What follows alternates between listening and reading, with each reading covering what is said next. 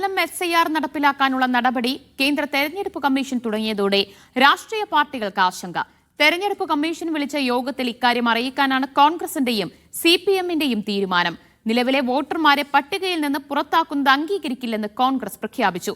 CPM-നും സമാനമായ ആശങ്കയാണുള്ളത്. 2002 സംസ്ഥാനത്ത് സമഗ്ര വോട്ടർ പട്ടിക പരിഷ്കരണം നടന്നത്. ഈ പട്ടികയെ അടിസ്ഥാനമാക്കിയാണ് തിരഞ്ഞെടുപ്പ് കമ്മീഷൻ SIR നടപടികൾ തുടങ്ങിയത്. ഇതോടെ 2025 വോട്ടർ പട്ടികയിലുള്ള ലക്ഷക്കണക്കിന് വോട്ടർമാർ പുറത്താവും. ഇവർ 12 പൗരത്വ രേഖകളിൽ ഒന്ന് സമർപ്പിച്ച് എന്യൂമറേഷൻ നടത്തണം. കേരളത്തിൽ കള്ളവോട്ടുണ്ടെന്ന് വാദിക്കുന്നുണ്ടെങ്കിലും കോൺഗ്രസ് SIR-നെ പിന്തുണയ്ക്കുന്നില്ല. SIR-നോടുള്ള എതിർപ്പ് കമ്മീഷനെ കോൺഗ്രസ് അറിയിക്കും. വോട്ടർ പട്ടിക പരിഷ്കരണത്തിന് നിയോഗിക്കുന്ന ഉദ്യോഗസ്ഥർ രാഷ്ട്രീയ ചായ്വ് കാണിക്കാത്തവരാണെന്ന് ഉറപ്പാക്കണമെന്നും കോൺഗ്രസ് ആവശ്യപ്പെടും.